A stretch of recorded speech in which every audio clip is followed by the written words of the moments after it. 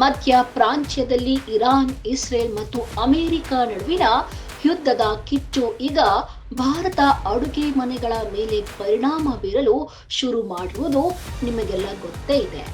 ದೇಶಾದ್ಯಂತ ಉಂಟಾಗಿರುವ ಎಲ್ಪಿಜಿ ಅನಿಲದ ಕೊರತೆಯನ್ನು ಗಂಭೀರವಾಗಿ ಪರಿಗಣಿಸಿರುವ ಪ್ರಧಾನಿ ನರೇಂದ್ರ ಮೋದಿ ಅವರು ಇಂದು ಹೈ ಲೆವೆಲ್ ಸಭೆ ನಡೆಸಿದ್ದಾರೆ.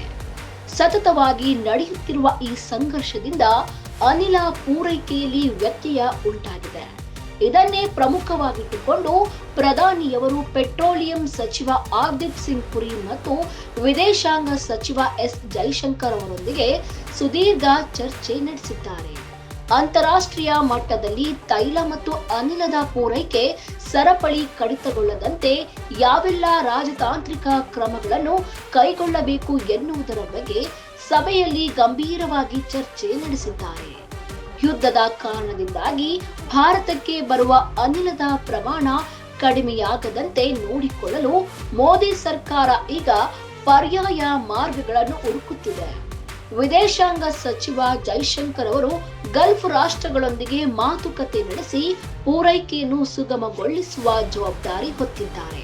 ಇನ್ನು ಪೆಟ್ರೋಲಿಯಂ ಸಚಿವಾಲಯವು ದೇಶದಲ್ಲಿರುವ ಸ್ಟಾಕ್ ಅನ್ನು ಸರಿಯಾಗಿ ಹಂಚಿಕೆ ಮಾಡಲು ಕ್ರಮ ಕೈಗೊಳ್ಳುತ್ತಿದೆ.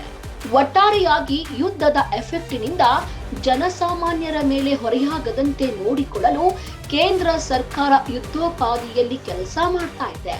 ಸದ್ಯಕ್ಕೆ ಗ್ಯಾಸ್ ಕೊರತೆಯ ಭೀತಿ ಎದುರಾಗಿದ್ದರೂ ಮೋದಿಯವರ ಈ ತುರ್ತು ಸಭೆಯು ದೇಶದ ಜನರಿಗೆ ಸ್ವಲ್ಪ ನಿರಾಳತೆ ತಂದಿದೆ.